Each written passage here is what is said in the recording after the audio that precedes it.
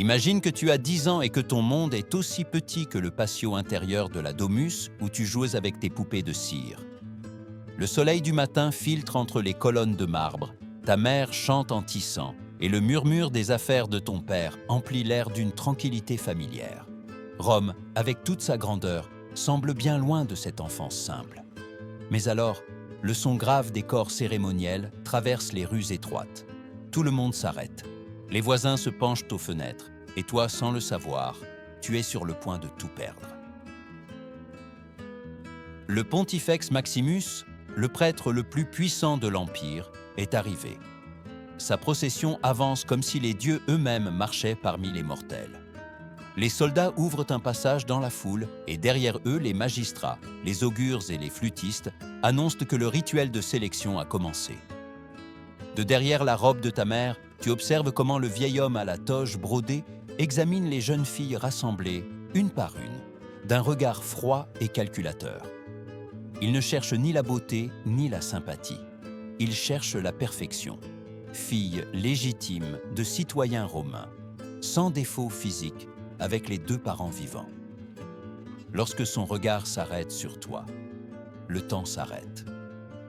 Celle-ci servira Vesta, prononce-t-il d'une voix solennelle. À cet instant, ta mère tombe à genoux, pleurant inconsolablement. Ton père, rigide comme une statue, sait que refuser signifierait la mort de toute la famille. Et toi, tu ne comprends pas pourquoi il pleure.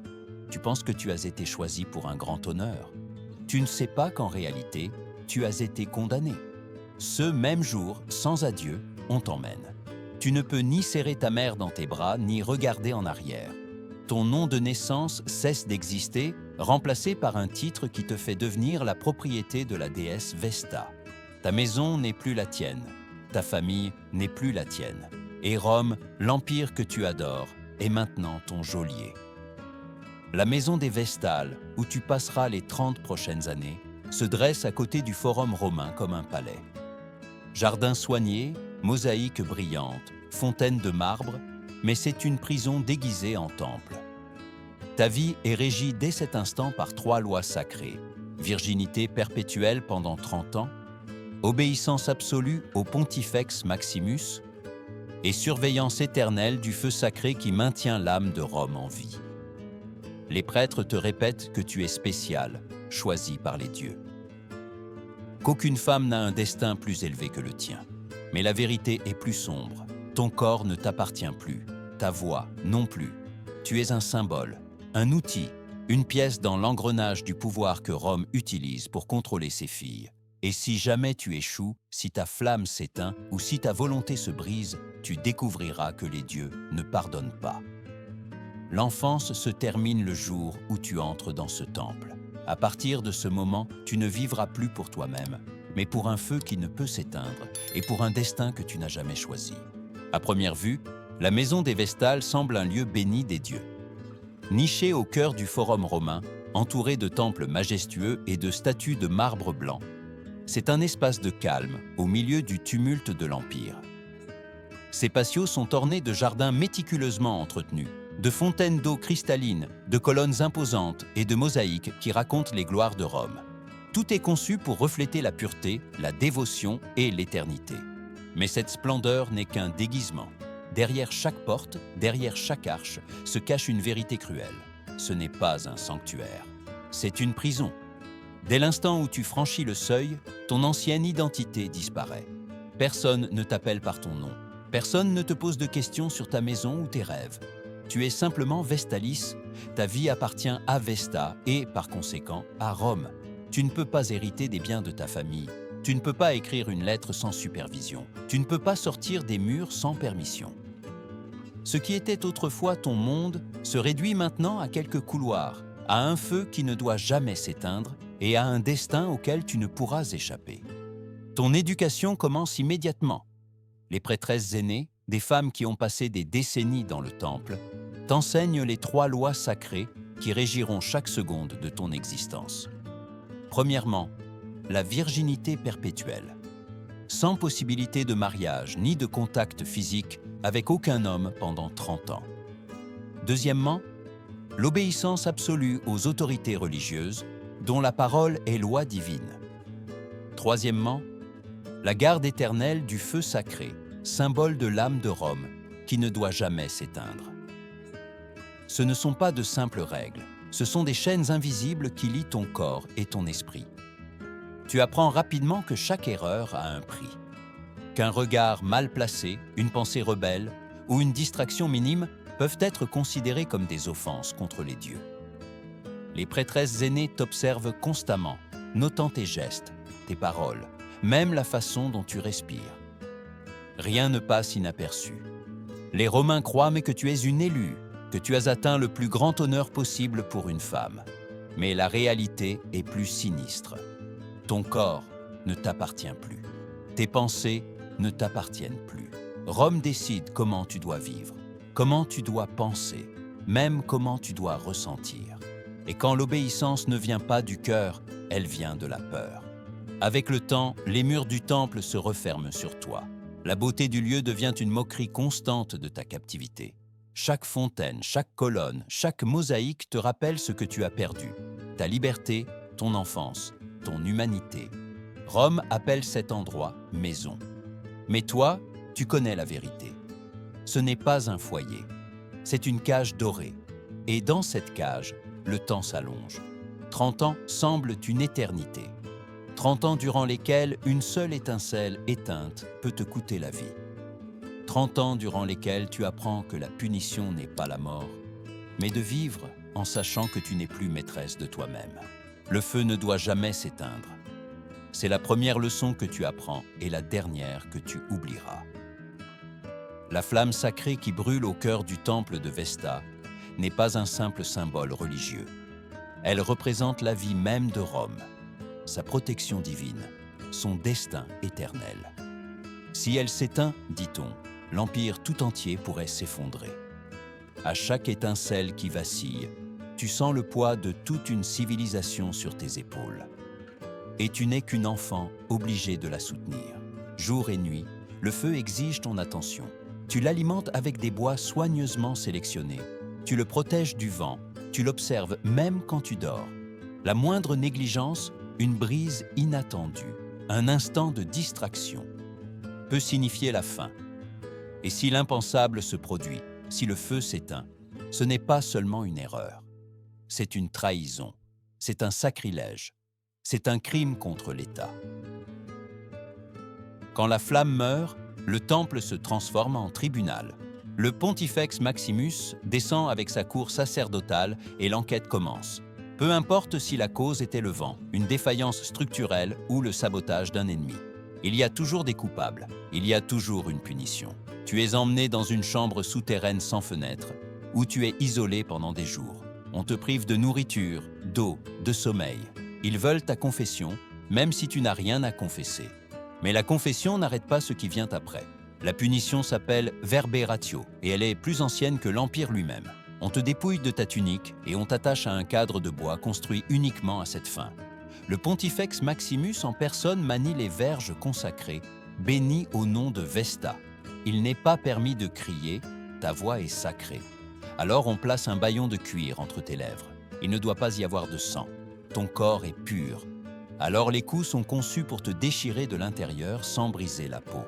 Les coups tombent avec une précision calculée, l'un après l'autre, jusqu'à ce que chaque respiration soit un gémissement silencieux, jusqu'à ce que chaque organe frémisse sous la douleur. De nombreuses vestales ne meurent pas sur le coup, mais succombent quelques jours plus tard à des blessures internes. Officiellement, on dit que c'était une maladie soudaine ou la colère des dieux. La punition n'est jamais mentionnée. Après la verberatio, la vie ne redevient jamais la même. Tu vis dans un état de terreur perpétuelle, craignant qu'un souffle de vent ou un simple clignement d'yeux puisse sceller ton destin. Certaines vestales développent des tremblements incontrôlables. D'autres perdent leurs cheveux à cause du stress. Toutes vieillissent avant l'heure, marquées par une peur qui s'incruste dans l'âme. Rome appelle cela la discipline. Tu sais que c'est de la torture, et le pire, c'est que la flamme ne s'éteint pas toujours de ta faute. Parfois, elle s'éteint seule pour des raisons que personne ne comprend. Parfois, ce sont eux qui l'éteignent, pour te punir pour des motifs que tu ne connaîtras jamais. Le feu ne consume pas seulement le bois, il consume ta vie, ton esprit et lentement ta volonté. Nul besoin de fouet ni de chaîne pour détruire une personne. Rome le savait bien, la verbératio n'était que le début. Le véritable châtiment commençait après, lorsque le corps guérissait, mais que l'esprit restait brisé à jamais. À partir de ce moment, chaque battement de cœur était marqué par une peur qui ne dormait jamais. Le feu pouvait s'éteindre à tout instant. Le Pontifex Maximus pouvait apparaître sans préavis. La faute pouvait être attribuée pour des raisons que tu n'aurais jamais pu prévoir. L'incertitude était son arme la plus puissante. Tu vis dans un état de vigilance constante. Tu dors d'un œil ouvert, craignant qu'un souffle de vent silencieux n'éteigne la flamme. Tu marches l'estomac noué en permanence, attendant la voix qui t'appellera pour l'interrogatoire. Tu apprends à ne pas pleurer, à ne pas montrer d'émotion, à ne pas penser à voix haute. Tout geste peut être interprété comme de la rébellion, tout silence comme une confession. Avec le temps, cette tension devient une partie de toi. Elle s'accroche à ta peau comme une seconde ombre. Les effets sont dévastateurs. Certaines vestales développent des tremblements nerveux qui ne disparaissent jamais. D'autres perdent des mèches de cheveux à cause du stress. Beaucoup vieillissent prématurément, avec des rides profondes et des regards éteints avant d'atteindre la moitié de leur service. Ce que nous appellerions aujourd'hui anxiété chronique et troubles de stress post-traumatique n'était alors que la volonté des dieux. La torture la plus cruelle était l'imprévisibilité. Tu ne savais jamais quand l'inspection allait arriver, quand ton âme serait interrogée, quand tes erreurs, réelles ou imaginaires, seraient punies. Et la justice romaine n'avait pas besoin de preuves. Un soupçon, un regard, une rumeur suffisaient. La flamme pouvait s'éteindre pour des causes naturelles, mais la faute retombait toujours sur toi. Certains textes anciens suggèrent même que, parfois, les prêtres éteignaient le feu exprès, juste pour justifier un châtiment. À Rome, la terreur était un outil politique autant que religieux. Cette peur constante avait un but. Plus tu craignais, plus tu obéissais. Plus tu te culpabilisais, moins tu posais de questions. Rome n'avait pas besoin de chaînes physiques, car elle avait perfectionné les chaînes mentales. C'était un système conçu non seulement pour punir, mais pour modeler, pour transformer les femmes en instruments silencieux de l'État, sans volonté ni désir propre. La convalescence après le châtiment était une autre forme de torture. Les médecins du temple étaient instruits pour prolonger la douleur, soignant juste assez pour te maintenir en vie, mais jamais suffisamment pour te soulager. Chaque respiration faisait mal, chaque pas rappelait ta faute. On te répétait que tu méritais de souffrir, que tu avais manqué à tes devoirs envers les dieux et que seule une dévotion parfaite pourrait te racheter. Cette culpabilité, répétée jour après jour, devenait une partie de ton identité. Des années plus tard, tu ne te souviens même plus ce que c'était de vivre sans peur. Ton esprit ne t'appartient plus. Ton âme est aussi domestiquée que ton corps. Et alors tu comprends que le châtiment le plus efficace de Rome n'était ni la douleur physique ni la mort, mais de te transformer en ta propre geôlière. Il y a un délit qui surpasse tous les autres dans l'esprit de Rome, incestum. Il ne s'agit pas d'inceste au sens moderne, mais de quelque chose de bien plus vaste et terrifiant. Cela signifie contamination, profanation. C'est toute suspicion, même pas une preuve, qu'une vestale a rompu son vœu de chasteté. Peu importe si c'était volontaire ou forcé, si c'était un acte réel ou une rumeur malveillante. Aux yeux de l'Empire, c'est le plus grand crime imaginable. Une trahison envers les dieux qui peut attirer leur colère sur toute la ville. L'accusation d'incestum ne suit pas les règles normales de la justice romaine. Il n'y a pas de procès public, pas d'avocat, pas de témoin. Le processus se déroule dans l'obscurité, derrière les murs du collège des pontifes. Souvent, il suffit du témoignage anonyme d'un ennemi politique ou d'une simple rumeur parmi les classes supérieures. Pas besoin de preuves, pas besoin de vérité. Quand la décision est prise, la culpabilité est inévitable. C'est ainsi que cela s'est passé en 216 avec JC, avec deux vestales nommées Opmia et Floronia. L'histoire raconte qu'elles furent accusées d'avoir rompu leurs vœux uniquement sur la base de commérages diffusés par des rivaux au sein du sacerdoce. Il ne leur fut jamais permis de se défendre. Leur version ne fut jamais entendue. Le verdict fut rendu en secret et communiqué en des termes poétiques qui dissimulaient à peine la brutalité du châtiment. Elles seront rendues à la terre d'où surgit toute vie. Cette phrase, qui pourrait sembler poétique, signifiait en réalité un destin plus cruel que la mort, l'enterrement vivant. Le rituel commençait à l'aube, par une procession solennelle à travers le forum. La Vestale condamnée portait une tunique blanche nuptiale, ses cheveux coiffés comme ceux d'une mariée et couronnés de fleurs. Aux yeux d'un étranger, il aurait pu sembler qu'elle se dirigeait vers un mariage. Et d'une certaine manière, c'était le cas. Elle épousait la mort. La foule observait en silence. Personne ne pleurait, personne ne parlait. La bouche de la condamnée était scellée avec de la cire pour empêcher toute parole qui éveillerait la compassion. La destination finale était le Campus Sceleratus, le champ des scélérats, un lieu maudit au-delà des murailles. Là, les ouvriers avaient de creuser une chambre souterraine, accessible seulement par un escalier étroit. À l'intérieur, Rome montrait son hypocrisie. Il y avait un lit, une lampe à huile, une cruche d'eau, un morceau de pain et un bol de lait. Ces objets servaient à affirmer qu'il ne s'agissait pas d'une exécution. Rome ne tuait pas, disaient-ils. Rome livrait simplement à la déesse. La vérité était autre. La lampe s'éteignait en quelques heures, la nourriture durait à peine quelques jours, mais l'air manquait bien avant. La victime devait descendre elle-même les marches vers sa tombe. Personne ne pouvait la pousser. Si elle résistait, le rituel était suspendu, car cela devait sembler un acte volontaire. Une fois à l'intérieur, l'entrée était scellée avec des pierres et de la terre, jusqu'à ce qu'il ne reste aucune trace de ce qui s'était passé. Les chroniqueurs anciens parlent de bruits étranges provenant du sol les jours suivants. Des coups faibles, des égratignures frénétiques, des murmures étouffés par la terre. C'étaient peut-être des légendes. Ou peut-être les dernières supplications désespérées de femmes enterrées vivantes pour un crime qu'elles n'avaient peut-être jamais commis. Mais la cruauté ne s'arrêtait pas là. Son nom était effacé de tous les registres.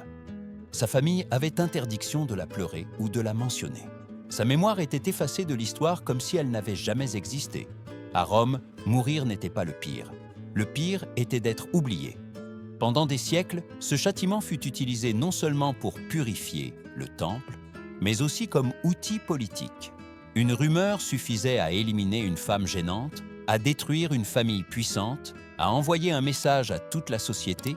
Même les plus sacrées pouvaient être détruites.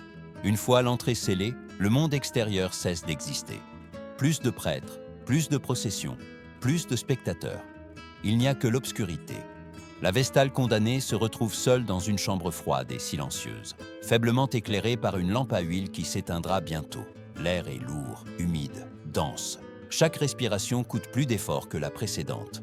Elle sait qu'elle n'en sortira pas vivante. Et le pire de tout, c'est qu'elle doit affronter sa fin les mains vides, sans voix, sans nom, sans espoir.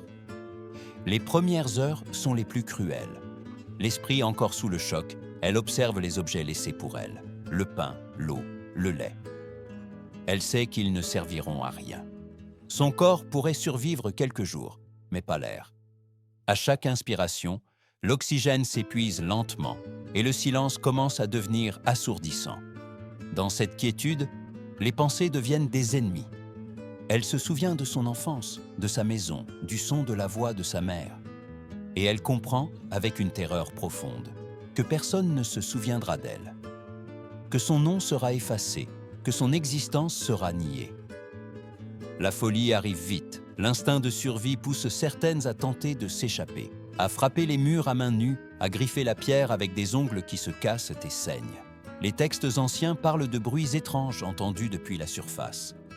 Des coupes faibles, des grattements, un gémissement étouffé qui émanait de la terre. Peut-être était-il réel, peut-être pas. Mais si c'était le cas, personne ne venait à l'aide. Le temps se distord. Les heures semblent des jours. Le corps commence à défaillir. Vertige, nausées, hallucinations. Certaines Vestales, dans leurs derniers moments, parlaient à Vesta comme si elle était là, lui implorant pitié. D'autres maudissaient Rome, les prêtres, les dieux. Et quand finalement l'huile de la lampe s'épuisait et que l'obscurité devenait absolue, le silence se transformait en une tombe vivante. Le châtiment ne se terminait pas avec sa mort. C'était comme si Rome avait besoin d'effacer non seulement son corps, mais sa mémoire. Son nom était supprimé de tous les registres officiels. Sa famille avait interdiction de le prononcer à voix haute. Si elle le faisait, elle pouvait être accusée de trahison. Les temples n'offrèrent pas de prière pour son âme. Les citoyens n'en parlèrent pas. C'était comme si elle n'avait jamais existé.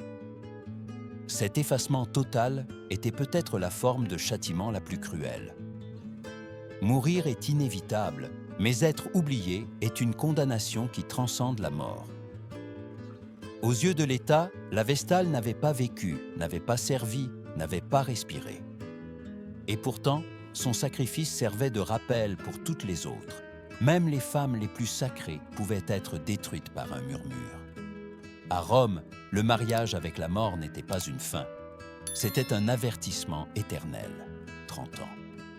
3 décennies d'obéissance absolue, de silence forcé, de peur constante. C'est ce que Rome promet à une Vestale, qu'à la fin de son service, elle sera libre. Mais la liberté qui arrive n'est pas celle que tu imaginais. C'est un mirage, une cruelle moquerie, la dernière ironie d'un système construit pour briser non seulement les corps, mais aussi les âmes. Lorsque le service se termine, des cérémonies solennelles ont lieu en ton honneur. Le Sénat reconnaît ton sacrifice, les prêtres prononcent des discours sur ta dévotion et tu reçois un stipendiat du Trésor impérial. Tu es autorisé à te marier, à fonder une famille, à commencer une nouvelle vie. Du moins, c'est ce que dit la loi. La réalité est bien différente. Une femme qui entre au temple à 8 ans en sort à 38 ans. Dans une société où les femmes se marient à l'adolescence et ont des enfants jeunes, tu n'es plus considéré comme apte au mariage. Ton corps a passé son temps fertile. Et au-delà du biologique, il y a une peur plus profonde. Les hommes croient que tu as été touché par le divin et que s'unir à toi pourrait attirer le malheur.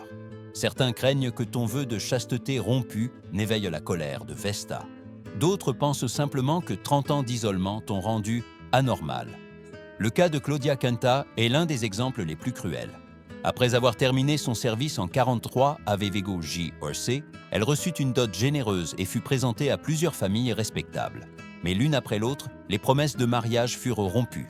Les prêtres avertissaient les prétendants potentiels que se marier avec une ex-vestale contaminerait leur lignée.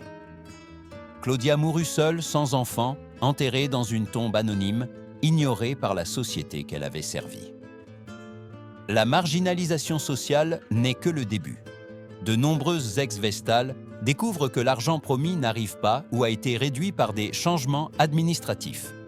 D'autres n'ont pas de compétences pratiques pour survivre en dehors du temple, sans famille, car elles en ont été arrachées étant enfants, et sans réseau de soutien, elles sont confrontées à la pauvreté, à la solitude et à un monde qui ne les reconnaît plus. Et puis, il y a le traumatisme. Des décennies d'obéissance forcée et de châtiments arbitraires laissent des marques profondes. Certaines femmes souffrent d'attaques de panique, d'autres ne peuvent dormir sans allumer une lampe de peur que le feu ne s'éteigne. Beaucoup ne tolèrent pas le contact humain.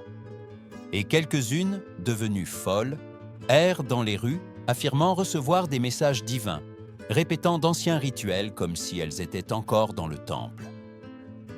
Le prix de la liberté, alors, n'est pas la vie qu'on leur a volée. C'est d'affronter le vide d'une existence qu'elles ne savent plus comment vivre. Elles ont été façonnées pour servir, non pour être libres. Et quand enfin les portes de leur prison dorée s'ouvrent, elles découvrent que le monde extérieur n'est qu'une autre cellule, encore plus froide et plus solitaire. Le cycle ne se terminait pas quand une Vestale quittait le temple. Au contraire, c'est souvent à ce moment-là qu'il prenait une nouvelle forme.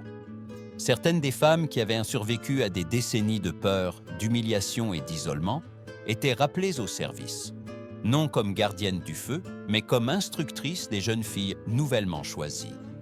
C'était le mécanisme le plus pervers de tous, les victimes transformées en bourreaux. Celles qui retournaient au temple le faisaient convaincues qu'elles accomplissaient leur devoir. Elles répétaient les mêmes phrases qu'on leur avait dites un jour. qu'elles avaient été choisies par la déesse, que l'obéissance était un honneur, que la souffrance faisait partie du destin sacré. Elles ne le faisaient pas par cruauté, mais parce que c'était la seule chose qu'elles connaissaient. Rome avait modelé leurs esprits avec tant de soin qu'elles ne savaient pas comment être autrement. Dans leur obéissance perpétuelle, elles perpétuaient aussi l'oppression. Ce système de transmission du traumatisme garantissait que la machinerie du contrôle ne s'arrête jamais. Chaque génération de Vestales était formée non seulement au rituel, mais aussi à la peur. Elles apprenaient dès leur enfance que leur corps ne leur appartenait pas, que leur valeur dépendait de leur pureté, que toute erreur pouvait les condamner. Le temple n'avait pas besoin de prison, car les chaînes étaient à l'intérieur de leurs esprits. L'utilisation de la peur comme outil de pouvoir n'était pas un accident, c'était le cœur du système. Rome comprenait qu'une femme terrorisée était une femme obéissante. Et elle comprenait aussi que le contrôle le plus efficace n'était pas celui qui s'exerçait de l'extérieur, mais celui qui était intériorisé. Les Vestales n'obéissaient pas seulement parce qu'elles craignaient le châtiment. Elles obéissaient parce qu'elles croyaient que leur douleur avait un but. Ce fut la victoire finale de l'Empire. Et ce n'était pas un phénomène isolé. La structure de domination appliquée aux Vestales se reflétait dans toute la société romaine. L'État utilisait le même modèle. Punition arbitraire, culpabilité perpétuelle, surveillance constante. Avec les esclaves, les ennemis politiques, les peuples conquis. Mais dans le cas des Vestales, l'expérience était plus raffinée. Il ne s'agissait pas de soumettre par la force, mais de domestiquer de l'intérieur. Ainsi, le temple devint un laboratoire de contrôle social. Des siècles plus tard, historiens et psychologues modernes l'identifieraient comme un exemple précoce de manipulation institutionnalisée. Un modèle où le traumatisme, la culpabilité et la foi s'entremêlaient pour produire une obéissance absolue. Les Vestales n'étaient pas de simples prêtresses. Elles étaient des pièces d'une expérience de pouvoir. Et cette expérience fonctionna. Pendant plus de 1000 ans, le système resta intact. Aucune rébellion, aucun soulèvement, aucune révolte de Vestales ne figure dans les registres. Rome n'eut pas besoin de chaînes visibles. Elle n'eut pas besoin d'armées à l'intérieur du temple. Elle n'eut besoin que de peur, de rituels et de silence. L'histoire des Vestales n'est pas seulement un récit ancien enfermé dans les livres d'histoire. C'est un miroir, un reflet inquiétant de la façon dont le pouvoir peut se déguiser en foi, dont la cruauté peut se présenter comme dévotion, dont la violence peut devenir la norme lorsqu'elle est revêtue d'autorité divine. Rome ne fut pas la première à le faire, ni la dernière. Mais elle a perfectionné l'art de l'oppression jusqu'à le rendre presque invisible. Pendant des siècles, les citoyens romains ont accepté ces atrocités sans les remettre en question. Ils voyaient les Vestales comme des symboles de pureté et de piété, non comme des prisonnières d'un système brutal. Les mêmes hommes qui auraient protesté contre la maltraitance d'un esclave ne levèrent pas la voix quand une femme était enterrée vivante pour une rumeur.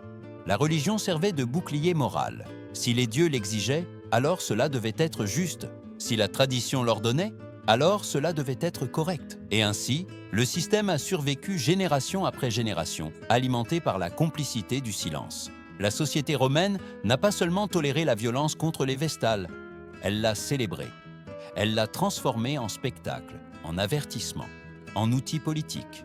Au nom de Vesta, Rome contrôlait le corps et l'esprit de ses femmes. Et au nom de la pureté, elle détruisait des vies sans remords. Ce schéma n'a pas pris fin avec l'effondrement de l'Empire. Tout au long de l'histoire, des institutions religieuses et politiques ont utilisé la pureté sexuelle, l'honneur familial ou l'obéissance morale comme arme de contrôle. Les bûchers de l'Inquisition, les couvents forcés, les procès pour sorcellerie au Moyen Âge, tous s'inspirent de la même logique, l'idée que le corps de la femme appartient à un ordre supérieur et qu'il peut être puni en nom du bien commun. C'est pourquoi se souvenir des Vestales n'est pas un simple exercice académique. C'est un acte de résistance. C'est reconnaître que derrière les temples de marbre et les rituels solennels, il y avait des fillettes enlevées, des femmes torturées, des vies effacées. C'est comprendre que le pouvoir, lorsqu'il n'est pas remis en question, peut justifier n'importe quelle horreur. Les Vestales n'étaient ni des martyrs volontaires, ni des héroïnes choisies. Elles furent victimes d'un système sophistiqué qui a converti la peur en religion et l'obéissance en vertu. Leur souffrance nous rappelle que les tyrannies les plus dangereuses ne sont pas celles qui s'imposent par la force, mais celles qui sont acceptées comme sacrées. Pendant des siècles, leurs noms ont été effacés, leurs voix ont été réduites au silence, leurs corps ont disparu sous terre sans laisser de traces. Mais les Vestales ont existé. Elles ont respiré, rêvé, aimé. Elles ont pleuré pour leur mère et tremblé dans l'obscurité de leur tombe. Et bien que Rome ait tenté de les transformer en symboles sans visage, leur humanité résiste à travers les siècles, demandant à être rappelée. Raconter leurs histoires n'est pas seulement une façon de rendre justice au passé, mais de comprendre le présent. Car le pouvoir qui les a détruites est toujours vivant, transformé, déguisé, mais toujours présent. Encore aujourd'hui, dans de nombreuses régions du monde, le corps de la femme devient un champ de bataille pour les idéologies, les religions et les systèmes de contrôle.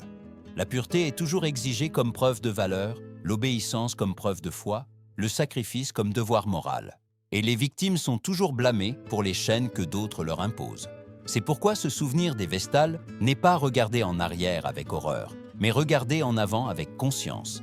Elles ne sont pas mortes en vain si leurs histoires nous aident à reconnaître l'oppression déguisée en vertu. Elles n'ont pas souffert en vain si leur douleur nous pousse à remettre en question le pouvoir qui se cache derrière les mots sacrés. Elles n'ont pas été oubliées si leurs voix, maintenant retrouvées, nous apprennent à ne pas nous taire.